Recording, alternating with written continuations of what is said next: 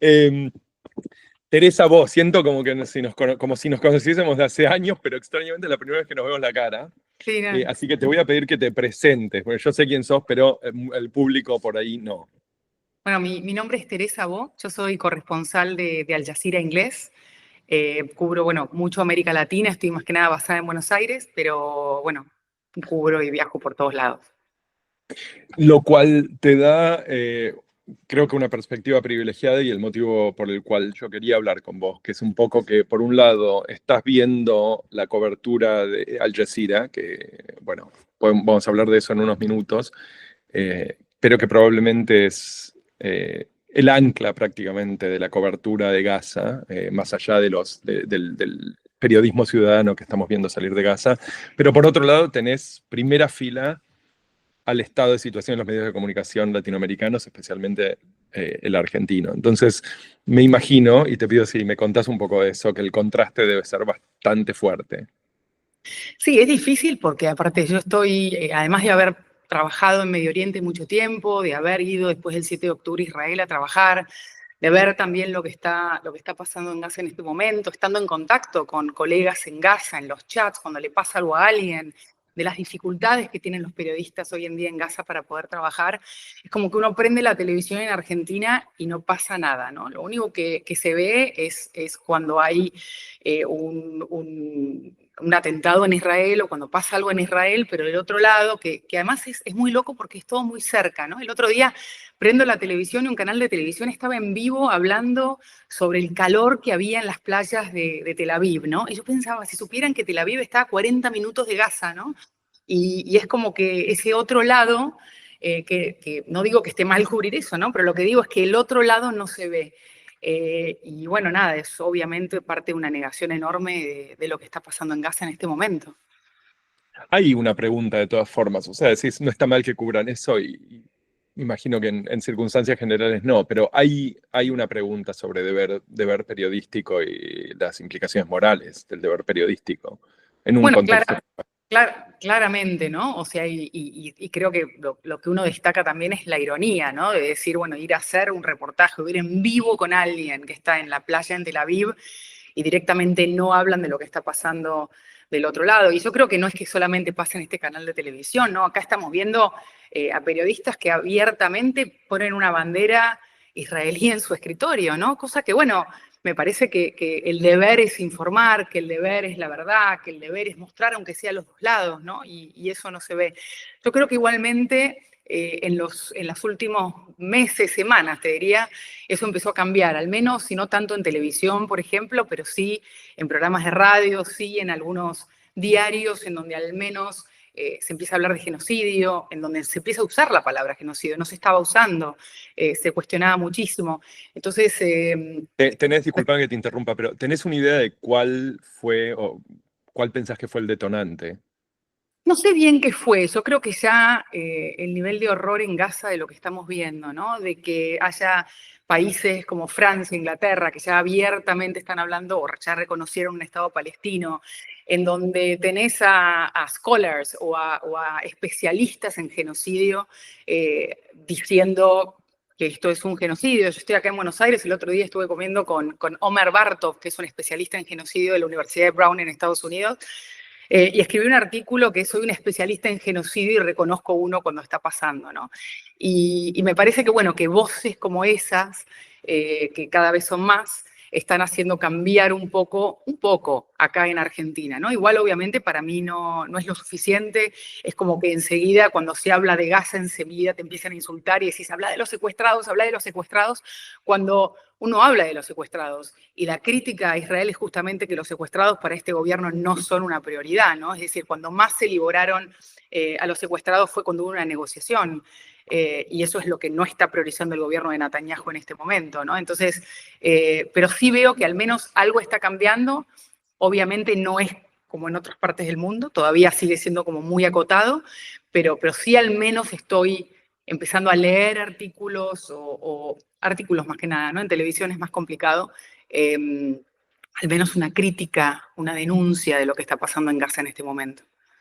Es, Es interesante la cuestión de la lealtad de cuadros periodísticos a posiciones dentro de un conflicto, ¿no? Uno esperaría como mínimo, y apuntaste a eso, a que mínimamente se escuchen las dos voces. Pero por otro lado, creo que por ahí en el contexto de alguien como Omer Bartov o en el contexto de entes internacionales, eh, una de las cosas que realmente a mí me sigue resultando extraña es el hecho de que abiertamente se hable de tomar partido, digamos, o abiertamente se tome partido. En la televisión, no lo solamente lo he visto en televisión argentina, en televisión uruguaya, en televisión colombiana, eh, y no parecería haber ningún tipo de mea culpa, ¿no? En el sentido de decir, ok, cuando hay dos partes en pugna, escuchar una sola claramente es hacer propaganda, digamos, es claramente dar una plataforma.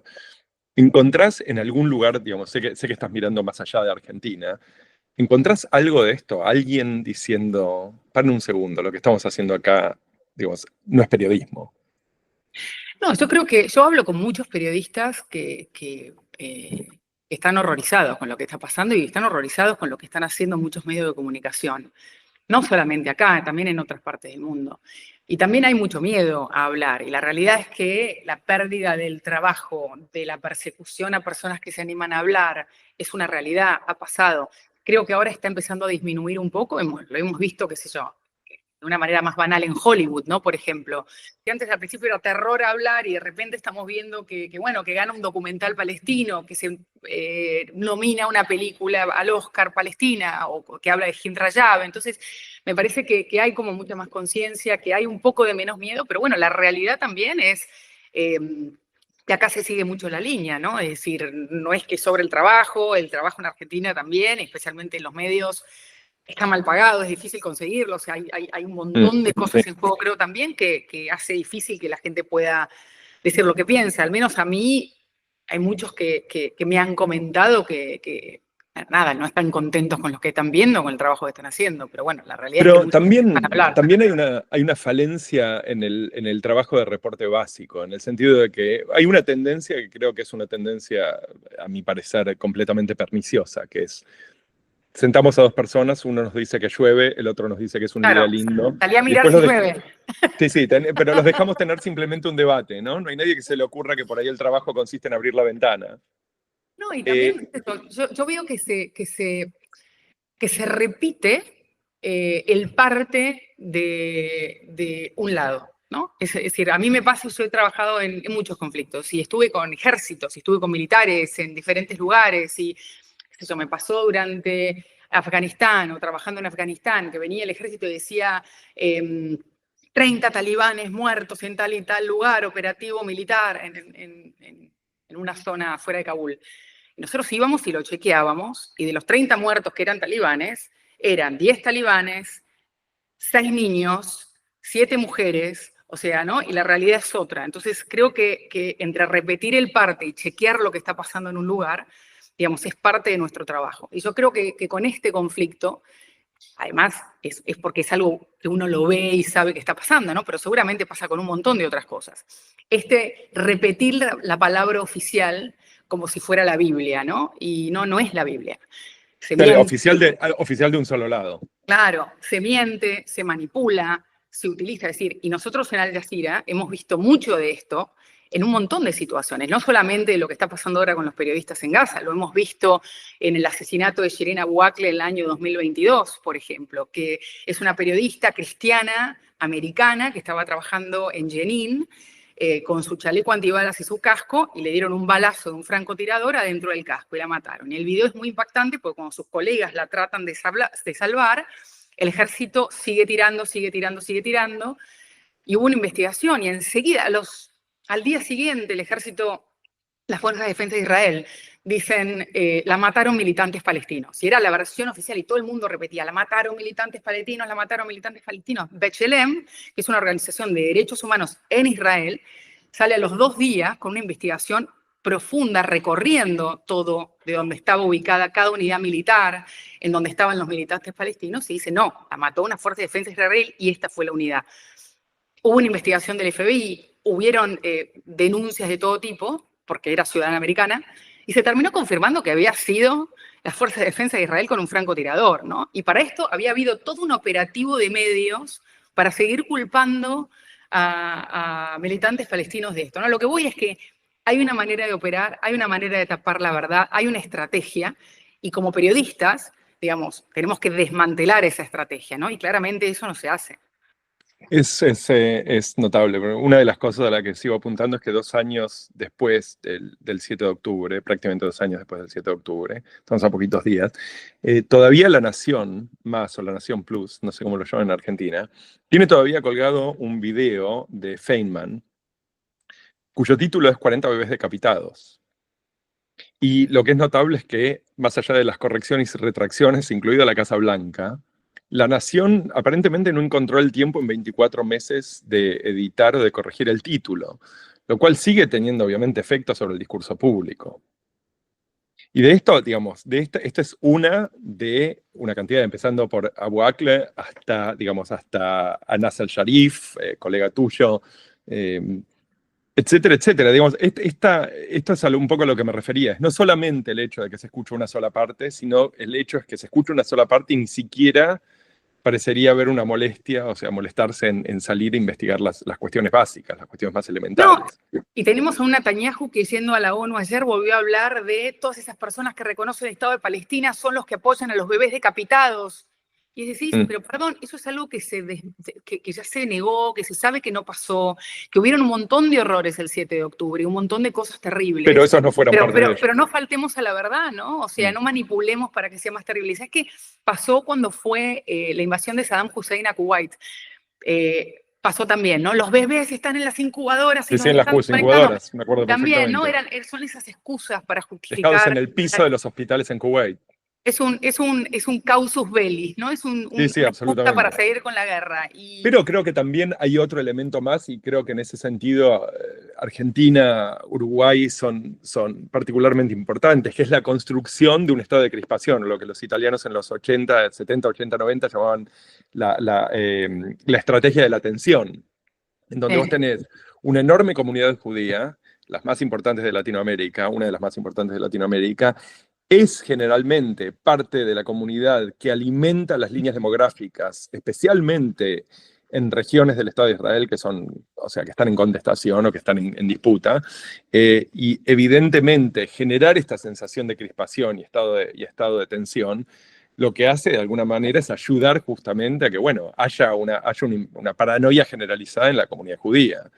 Que los medios de comunicación en ese sentido en Argentina y en Uruguay y en México y en Colombia, digamos, están lejos geográficamente del conflicto, pero ideológicamente y especialmente en términos de digamos, nexos económicos, etcétera, están muy, muy cerca, están completamente implicados. Claro, no, y uno puede entender, ¿no? El miedo de la persecución, el miedo al antisemitismo, o sea, uno puede entender, digamos, todo lo que pasó después del 7 de octubre. Lo que uno no puede entender es que después de que se vean las imágenes que estamos viendo de Gaza hoy, uno pueda seguir justificando que 2 años más tarde esto siga pasando, ¿no? Y te pasa que, bueno, se sigue justificando, no se cuestiona, o sea, vos sos un especialista más en lo que está pasando acá, bueno, y de todo el apoyo que ha habido al gobierno de Israel, que es muy, muy fuerte en este momento. Y para mí también siempre es importante destacar, ¿no? El gobierno de Israel, no Israel. Porque también hay mucha gente en Israel que está escandalizada con lo que está pasando. Y la realidad es que acá yo no los veo tampoco en televisión, ¿no? Es decir, yo estuve en un montón de marchas que obviamente por ahí no son tan masivas, ahora están empezando a ser más masivas también porque son más en contra del gobierno y justamente la falta de negociación del gobierno para liberar a los rehenes que quedan, ¿no? Y hay mucha gente en la calle demandando eso. Y ese ángulo no lo ves.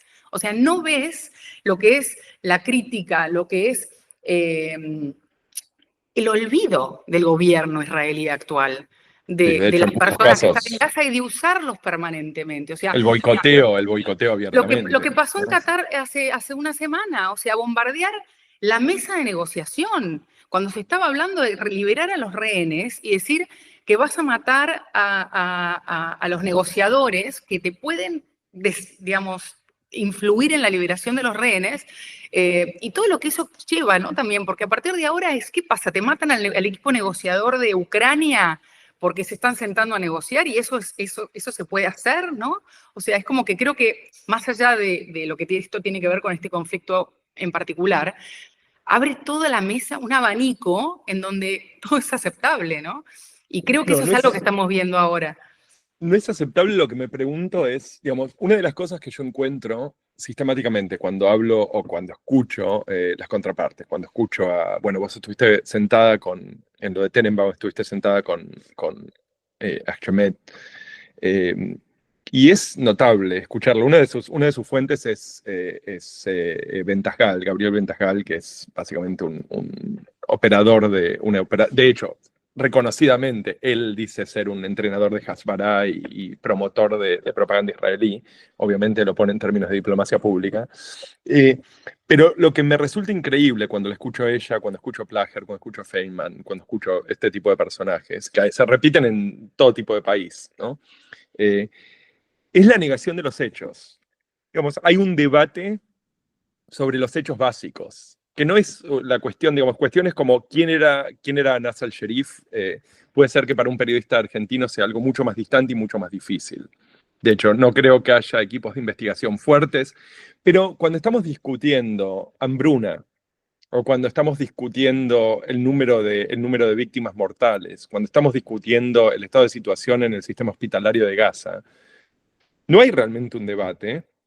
Hay una cuestión de, básicamente, los hechos son los hechos, uno tiene derecho a sus opiniones, como decía Patrick Moynihan, que fue un senador de Nueva York, demócrata, decía, tenés derecho a tus hechos, pero tenés derecho a tus opiniones, pero no a tus propios hechos.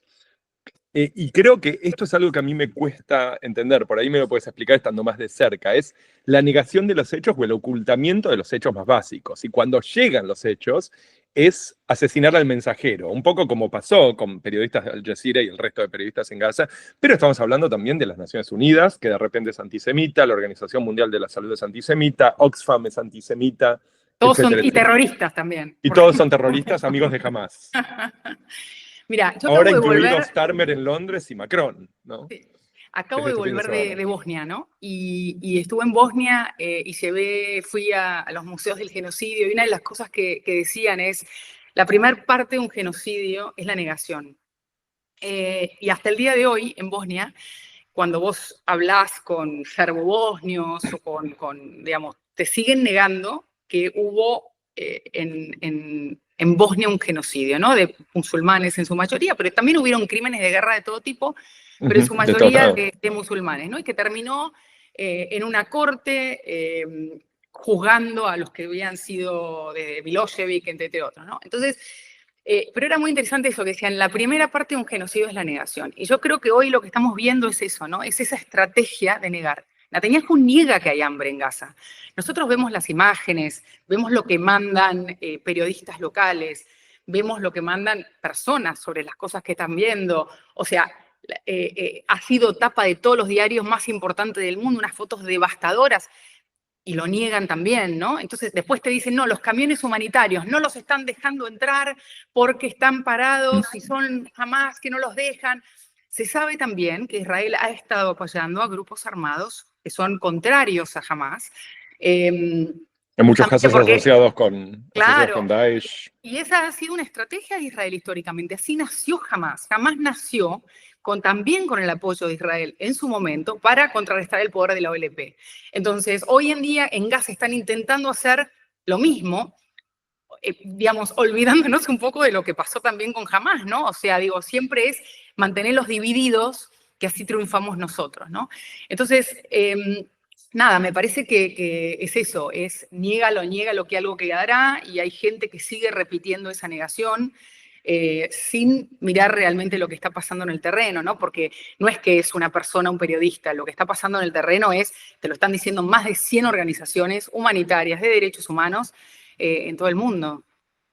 Sí, sí, me pregunto, ¿cómo ves, cómo ves esta erosión o degradación de la autoridad y de los bona fides, por ponerlo de algún modo, de lo que es toda la arquitectura, no solo legal, pero digamos, confianza institucional que hemos depositado, por supuesto, Naciones Unidas, por supuesto, Organización Mundial de la Salud, por supuesto, Cruz Roja, pero digamos, algunas de las organizaciones con las que activamente contribuíamos, el Estado de Israel contribuía y citaba a Amnesty International cuando Amnesty escribía sobre Irán. Y repentinamente tenemos realmente un proceso sistemático. Yo creo que es de la degradación de prácticamente todas las cosas que conozco como frenos y parámetros. Sí.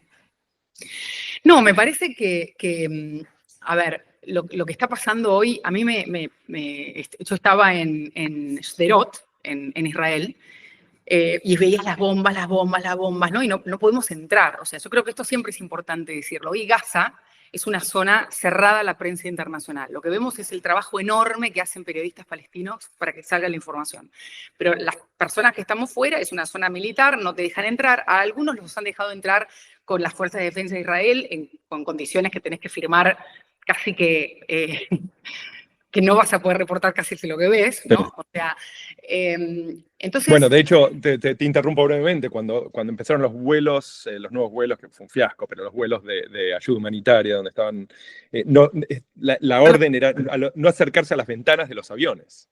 Así es. Entonces yo creo bueno, un poco lo que pasa internacionalmente también es eso, ¿no? Que la prensa internacional no está, la gente desconfía de los periodistas palestinos, etc. Pero eso mismo pasa con las organizaciones internacionales también. Es decir, cuando yo voy a un conflicto, y me ha pasado de trabajar en Afganistán, en Medio Oriente, en Irak, a donde sea, lo primero que vos ves es Naciones Unidas, UNICEF, Programa Mundial de Alimentos, voy a Haití. Ellos son los que están en el terreno, son los que saben, con un montón de defectos y críticas. Yo acabo de terminar de hacer un reportaje sobre lo que fue la falla enorme de la ONU en Haití, con un brote de cólera que hasta el día de hoy siguen esperando las personas compensaciones de algún tipo y nunca pasó nada, ¿no? O sea, tiene que haber reformas y hay un montón de problemas, pero de ahí a destruir a esas organizaciones que tienen la experiencia, la práctica, la sabiduría, los fondos, o sea, para poder hacerlo bien. Y la infraestructura en muchos casos. La gente local también, ¿no? Porque no nos olvidemos que no son extranjeros, también tienen gente local. Y vemos que Israel y Estados Unidos desarman eso, no les permiten entrar a estas organizaciones y trabajar. Y crean una ONG que se llama la Gaza Humanitarian Foundation, que es esta ONG que crearon con mercenarios que matan todos los días entre 30, 40, 50, 60 personas que se acercan desesperadas a buscar comida, que no tienen, digamos, la experiencia, ni la gente en el terreno, ni nada para poder hacer este trabajo que es súper complejo, en un lugar en donde la gente está realmente desesperada. Bueno, te habla de lo que estamos viendo, de cómo se rompió todo lo que conocíamos, ¿no? O sea, como vos decís, ¿no? Esa confianza que había en que esas agencias de la ONU iban a estar en ciertos lugares, hoy, como decíamos antes, son antisemitas, son terroristas, ¿no? Y bueno, está bajo ataque todo un poco lo que conocíamos y lo que creíamos y yo soy de las que estoy convencida de que, nada, hay que pelear con la verdad, ¿no? Hay que pelear con que realmente yo he conocido gente extraordinaria en esas organizaciones, dando la vida para llevar ayuda humanitaria, para ayudar, para mejorarle la vida a gente que no tiene absolutamente nada.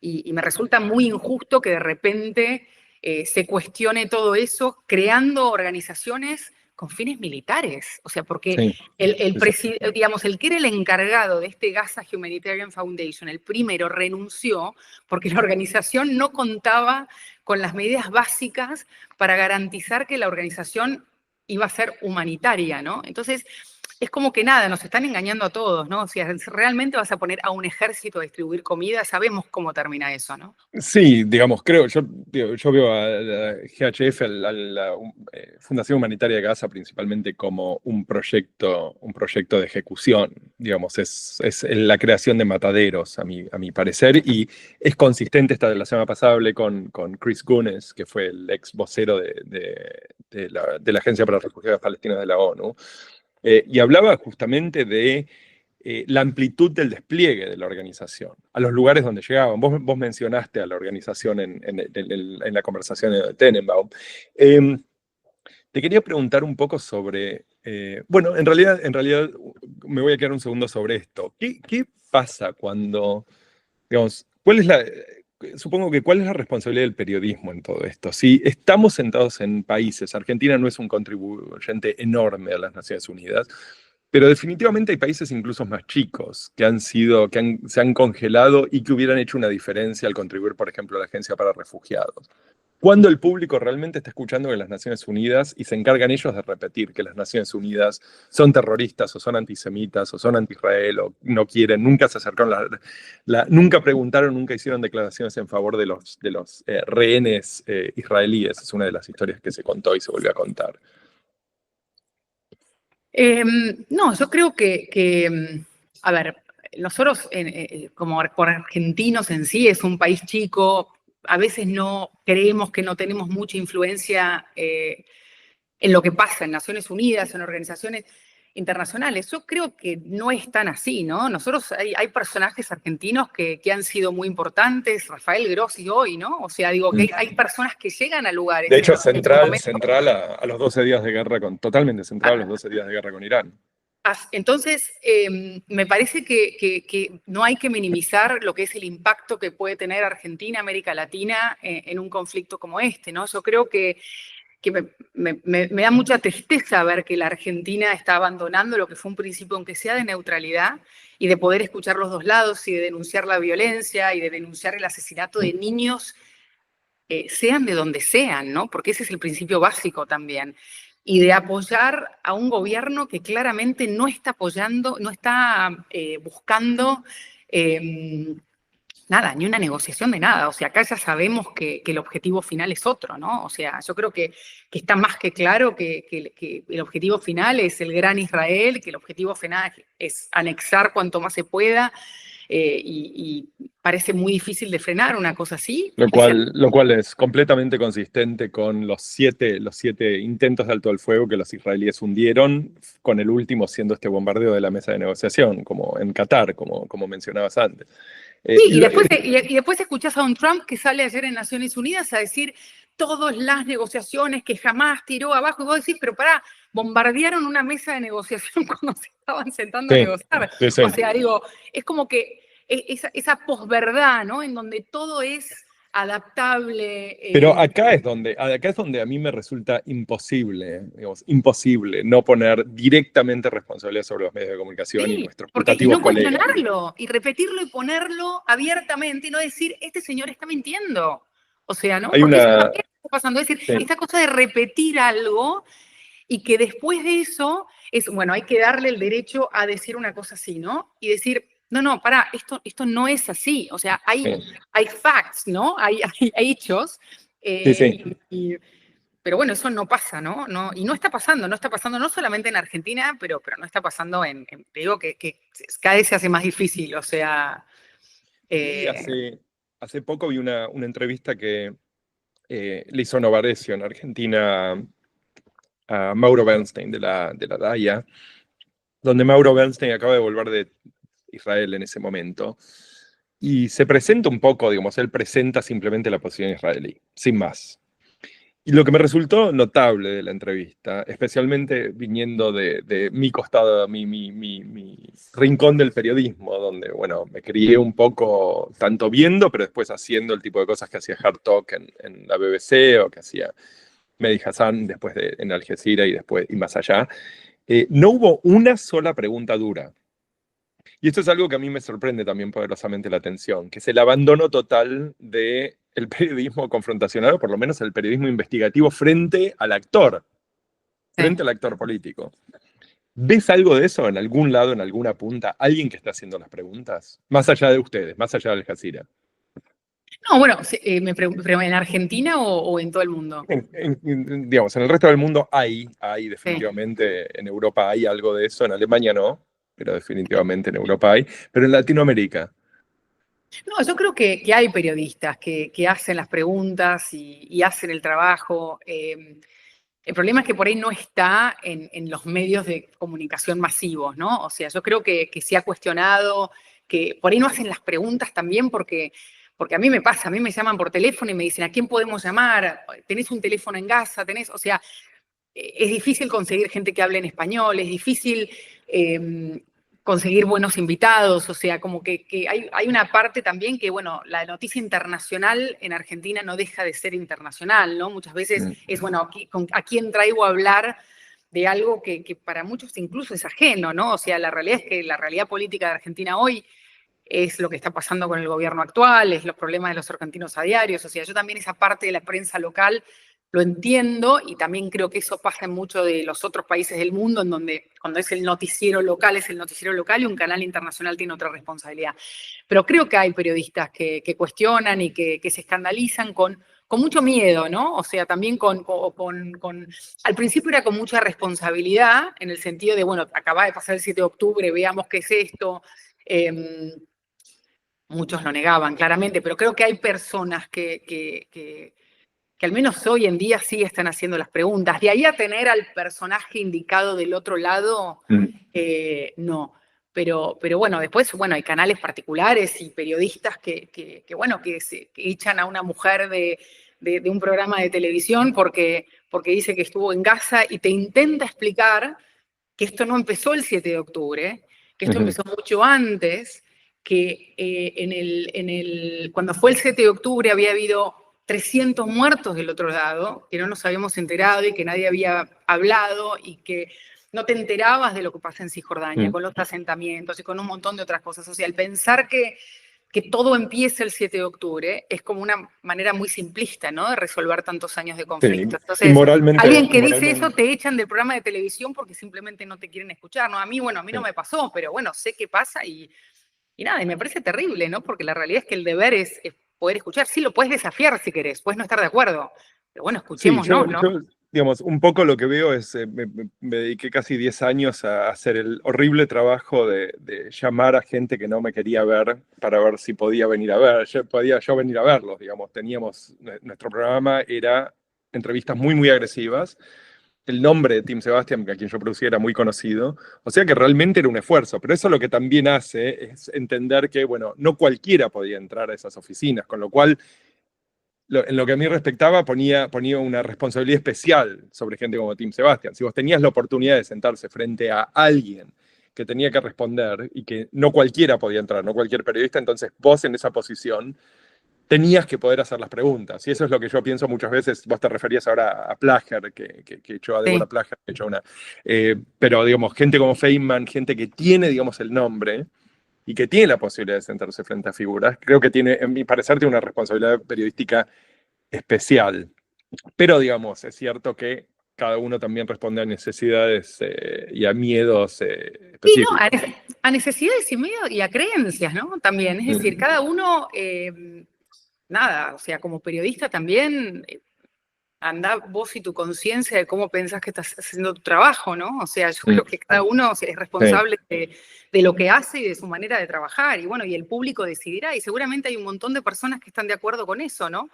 Yo no lo veo así. Yo apunto a otro tipo de periodismo. Yo creo en un periodismo que bueno, vos por ahí sos como más confrontativo, pero para mí es muy importante, y más en un conflicto como este, la empatía. O sea, que haya empatía. O sea, a mí me pasó de estar en Israel y yo voy a Israel había ido hace muchos años, volví ahora, y me parece importante tejer puentes, que el otro no es un monstruo, de ninguno de los dos lados, ¿no? Me parece importante trabajar también como periodista para una cosa así.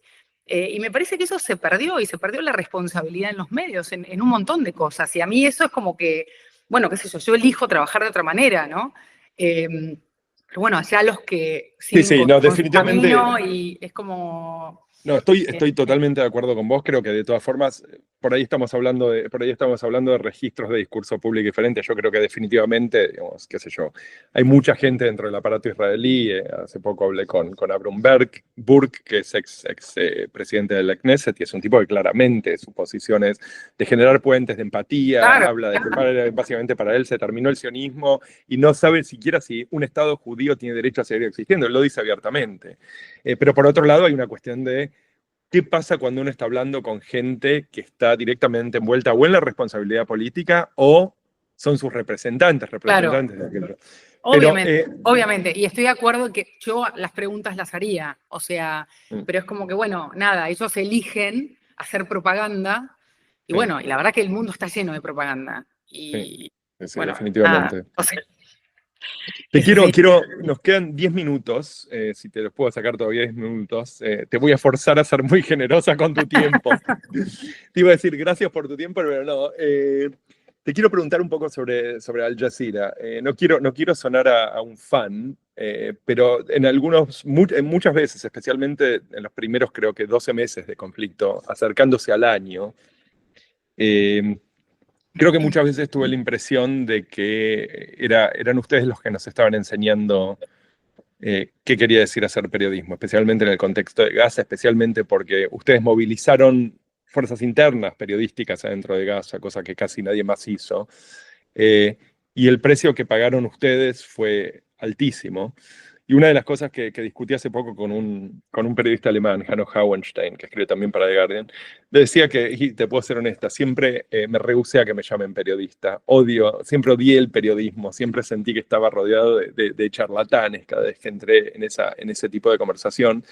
Y después pasó Gaza, y me encontré con gente como Bisan, o gente como Anas, o gente como Hossam Shabbat, y de repente siento que el nombre, honestamente, el título me queda grande. Creo que no merito llamarme periodista después de haber visto lo que esta gente ha hecho.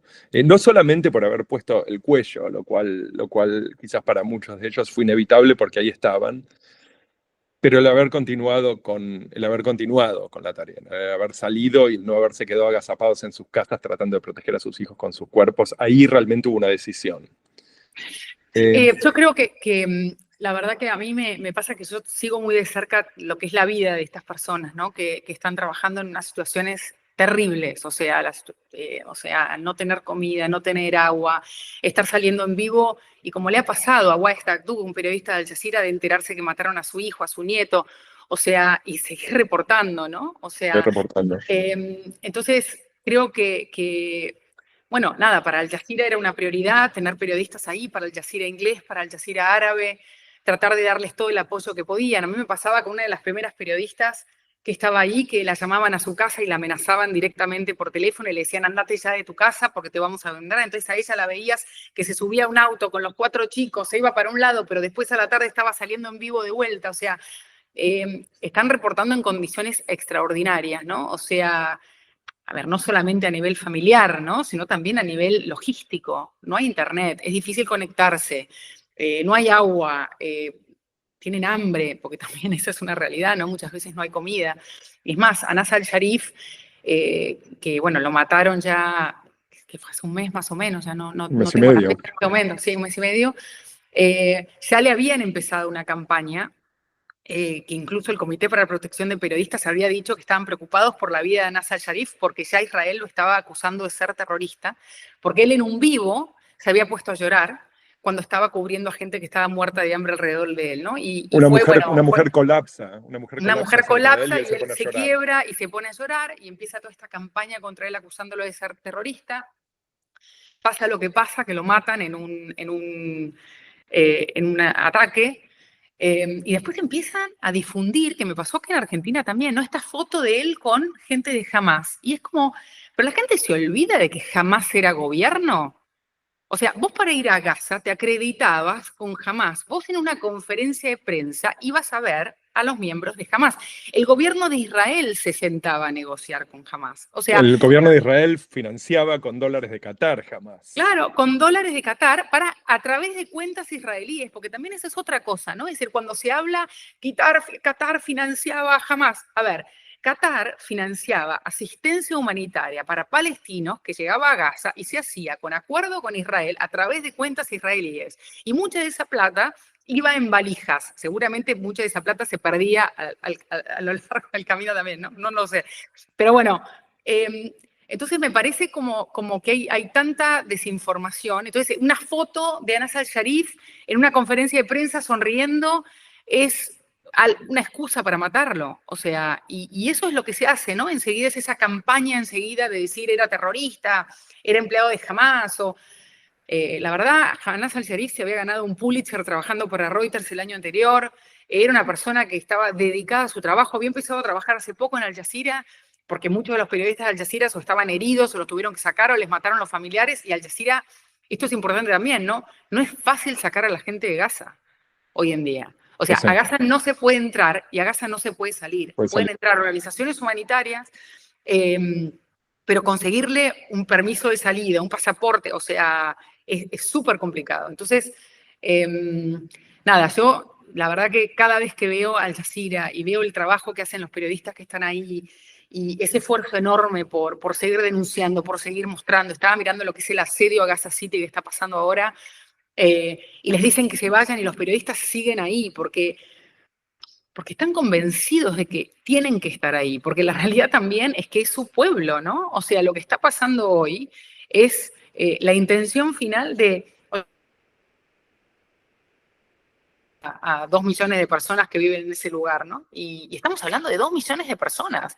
La gente es como que se cree, ¿no? Que te dicen, nada, son Gaza, ¿no? Y es como 2 millones de Dos personas. millones de personas, sí. Es muy difícil, es realmente muy difícil para mí de... Tengo que decir que a pesar de que miro esto muy de cerca, que van muchos, muchos meses, o sea, para mí esto empezó, de hecho, las peleas empezaron 7 u 8 meses antes del 7 de octubre, porque, como vos bien dijiste, eh, fueron meses terribles, tanto para Cisjordania como para Gaza. A mitad de mayo hubo un bombardeo de Gaza, de esto nadie se acuerda, a mitad de mayo del 2023. Eh, y es prácticamente imposible entender cómo es que a nivel mundial hemos visto una narrativa de legitimización, de defensa, bajo la cual claramente está lleno, no es solamente que hay un genocidio, sino que hay una corriente interminable y caudalosa de documentación de barbaridades. No estoy Sí. hablando acá en términos conceptuales, digamos, si tenés Instagram, abrís tu Instagram y podés ver exactamente lo que está pasando, hijos como los tuyos, hijos como los míos.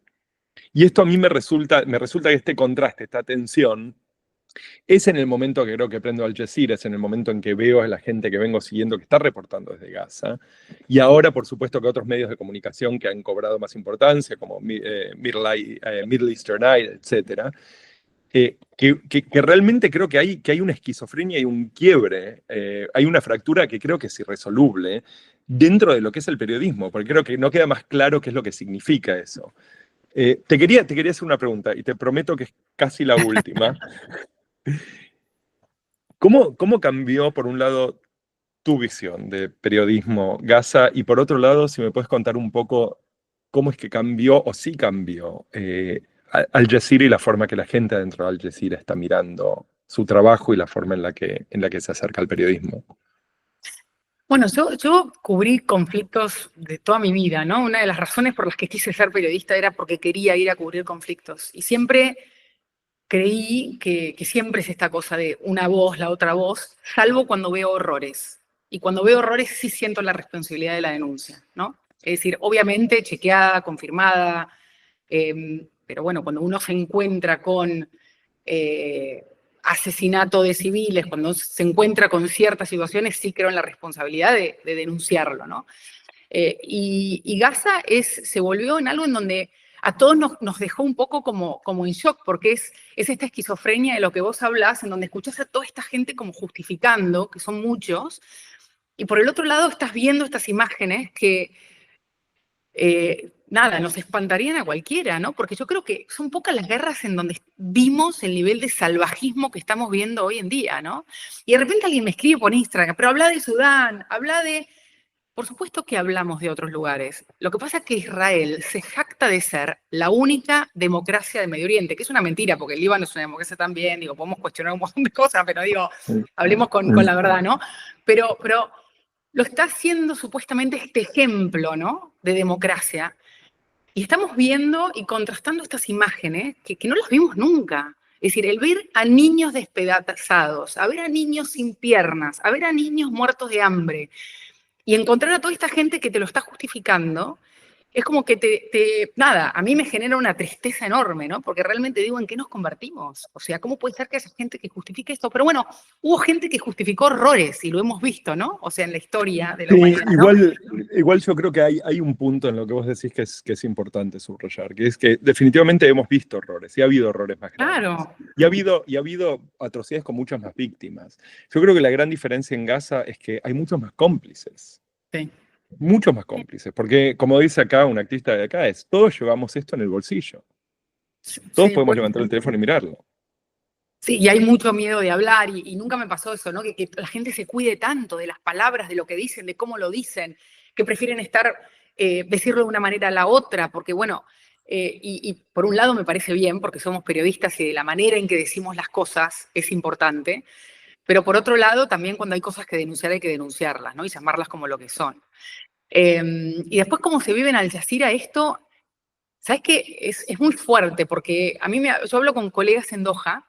Es más, ayer hablaba con una que me contaba que su marido llega con estrés postraumático después de trabajar en Doha, porque la cantidad de video que les llega y el horror de los videos que les llegan y que tienen que mirarlo y editarlo y sacar partes que no son mostrables en televisión, que tienen familiares, o sea, hay muchos palestinos trabajando en Al Jazeera también, entonces, bueno, tienen sus familiares atrapados o en Cisjordania en condiciones terribles también, ¿no? Porque tampoco nos olvidemos de lo que pasa en Cisjordania, ¿no? Que hay ciudades que tienen 8 puertas con candados que la gente no puede salir, Sí. el mundo parece olvidarse de eso, ¿no? Que hay rutas para israelíes y rutas para palestinos, o sea, entonces, que todos viven un poco esto como si estuvieran ahí, ¿no? No estando, pero como si estuvieran ahí. Entonces, estás trabajando con gente que está angustiada, que está estresada,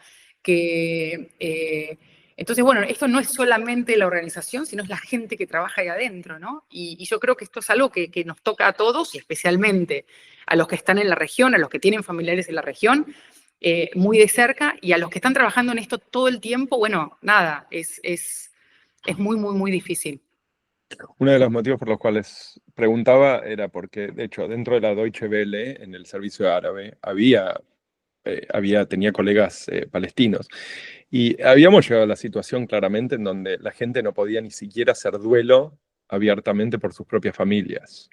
Lo cual, digamos, creo que te da una pauta del reino de terror en el que ese tipo de redacción vive. Y por supuesto que en última instancia tiene siempre que ver con la persona, ¿no? Cómo es que la persona que está sentada, o sea, los periodistas, créanlo o no, son personas. Vamos, claro, Eh, sí. Te agradezco, un impas.